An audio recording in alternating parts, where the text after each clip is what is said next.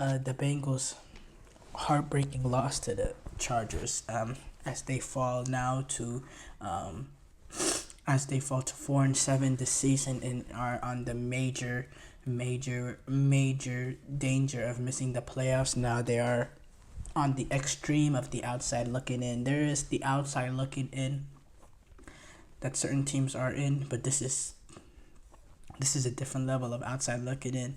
It's gonna take a minor miracle at this point for the Bengals to get into the postseason, and it's heartbreaking. The way that they lost this game. You know, it's so heartbreaking the way they lost this game, in the fashion that they lost it, coming back in the way that they did, but it not being enough at the end of the day. It's absolutely devastating. Devastating way to lose. Um, Obviously, we know how great Joe Burrow, Jamar Chase, Trey Hendrickson.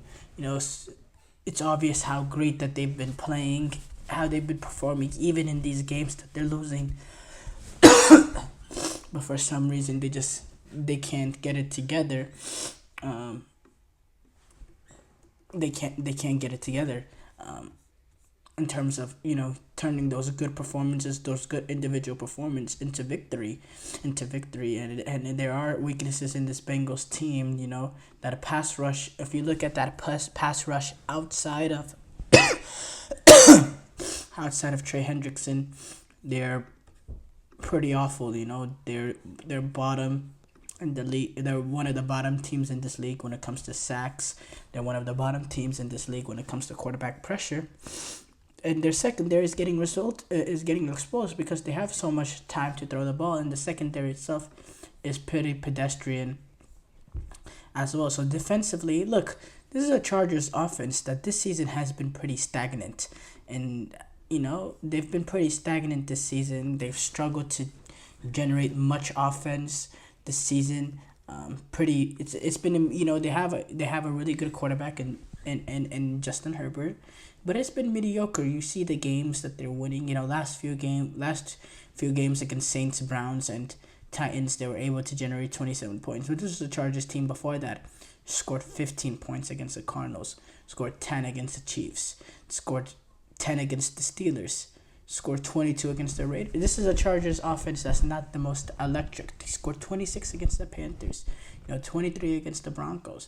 Last couple of games against the Browns, Saints, and Titans, they've started to get a higher level. But this is a Chargers offense that's not the most explosive. They don't have the best weapons out there. And you know what? In this game, that offense absolutely dominated. Justin Herbert, efficient, in terms of 17 completions for 297 yards, 2 touchdowns, no interceptions.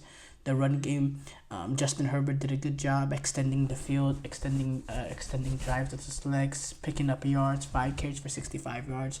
J.K. Dobbins didn't have the strongest game, but he had 11 for 56, and he had that big one at the end that gave the Chargers the victory. Ladd McConkey, that's the one I was surprised about. The rookie wide receiver for the Chargers, he had 6 receptions for 123 yards in this one, and he gave that Cincinnati Bengals team nightmares, especially in that first half.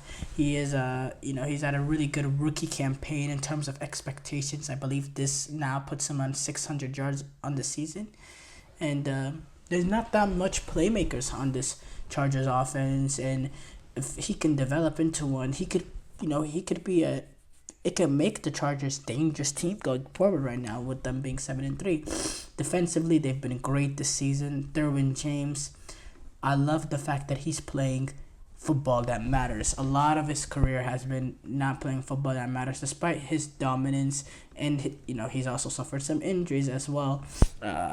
Has lost a lot of time out with injuries. The level that he's playing at, he came down with actually the Hail Mary.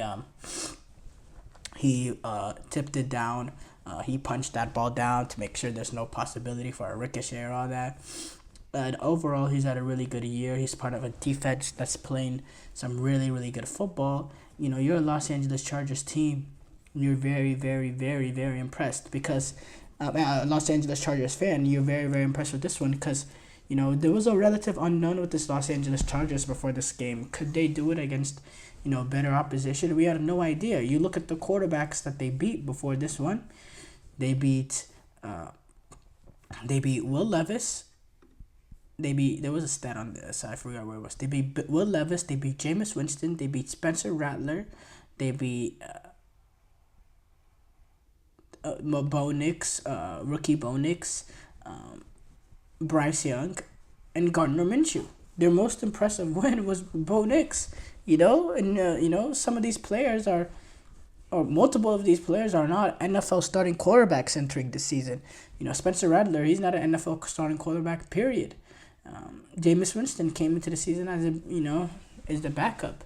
Bryce Young, he got benched throughout the season. Gardner Minshew got benched throughout the season. So there was a relative unknown with the Los Angeles Chargers in terms of can that defense show up against a top quarterback, and can this Chargers offense maintain with the productivity that a top quarterback can bring. And so far this game, look, so far it's been so good that with this performance, with this result. And there was some things that concerned me with the Chargers, how they couldn't stop the bleeding in that third quarter, and that how Cincinnati were able to get back into this game so quickly, despite the fact that it was I believe at halftime it was 24-6. Despite the fact that it was 24-6, I thought the Bengals were able to get back into the game quickly. Now, turnovers have something to do with it. Obviously, as well, I believe the Bengals had the Chargers had a fumble that the Bengals were able to recover. But actually, I need to fact check that. I don't know if there was a turnover. I know there wasn't a turnover from the quarterback, but Bengals were able to get back into the game relatively quickly, and it shows that Bengals, they're still a good football team. There's still good football in them. It's just execution in key moments, and they were able to get themselves back into the game after a great third quarter. They're maintaining the level in the fourth. They get the touchdown to tie the game, and you're thinking, get a stop, and you can win the game. Well, guess what? The Bengals defense, they got two stops, and they gave the Bengals offense two opportunities to win the game, or at least to take the lead. And in those two opportunities, they led to two misses by Evan McPherson, who, by the way, since that one rookie year where he made all those late game clutch kicks that won them the game, that won them division against the Chiefs and I believe it was the week 17 of that year, and then he made multiple kicks to win games in the playoffs against the Tennessee Titans and also the Chiefs again. Since then, I think he struggled. Since that rookie year. This season he's 15 of 21. He's 71% percentage as a kicker. That's not a relatively good percentage of a kicker. This was a dude in his rookie year that went 28 for 23, and his kicking percentage has steadily gone down over the last 4 years. He started off at 84%, then he dropped to 82%, then he maintained that level 82.8%, he kept it around 83.9%, but now this season he's kicking 71.4%. Now obviously kickers are weird, and sometimes randomly they just go south, and it's almost more of a confidence thing rather than a skills thing with kickers. But that's two huge missed kicks. And then you saw what Jamar Chase said after the game, which I'm never a fan of. I think kickers' jobs are as hard as it is. The pressure, adding any sort of pressure with the comments he made, and which I think it was a little bit of a shot, saying, he makes the money to make those kicks, and it just didn't go through. I don't like that, because Kickers already have a hard job, and that's why I was really negative on Debo Samuel whenever he had the incident with Jake Moody last week against the Buccaneers when Moody missed those kicks. You know, these sort of comments just make it harder for the kickers and are completely and utterly unnecessary. Just focus on what you did or didn't do and move on. He had a few opportunities that he could have, gotten the Bengals in a position where they didn't even need to kick the ball to get the win, that they could have extended the drive. It's a team loss, and now you're looking at it. You have 7 losses. I don't know, like this Bengals team. I still believe that they have the quality to be you know, a playoff contender. I definitely do, but they just can't get on the right side of these late games. And there's in certain games, whenever you're a team that is already on that's already been struggling this season, are kind of need to go on a run and are in a point where you need to start racking up wins. You want to get off to smooth starts in these games. These games the Bengals are playing, they're getting down early. They're not they're not they're not taking teams out when they could take teams out. They're keeping teams in the game. And when you do that, and you're in a late game battle for many games this season, it just it's almost a matter of luck sometimes. This 4-7 could easily be a 7-4. Just one or two things are not going the way. But this Bengals team is more than good enough to play so well within the earlier parts of this game that they don't even need it to come down to the wire in some of the games that they've lost this season. That's my issue. But again, the Chargers, I think they're locked in there now. I think they've been really, really good this season. I think they play some good defense. They have an opportunistic offense, and they're head coached. They're a very, very brilliantly coached team with Jim Harbaugh in there. As far as Cincinnati, I don't know what to tell you here. You're 4-7. You're basically in a position you need to win out for the rest of the season. We just gotta wait and see. The moment where they're finally officially eliminated, and it doesn't get much easier for them. Next week they play the Steelers.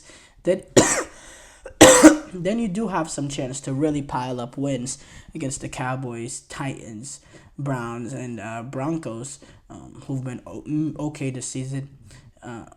But look, winning these last 6 games are not impossible. Now, is that enough to get you in? I think it will be, especially if you can beat Denver in that Week 17 game. That's a tiebreaker over a team that you're more likely than not going to be battling with in that 7th seed. So if you're a Bengals, a Bengals fan and you're looking at some sort of pathway to make the postseason, it starts from this Sunday. I mean, if you're going to go on a run, it starts now. Any loss from here on is the nail in the coffin for their season. So let's see what they can produce against the Pittsburgh Steelers. One last chance, I guess, in a team that seems like they keep getting a new life every week, even though really these games have been must-wins for last couple of weeks now, and they failed over and over and over again. But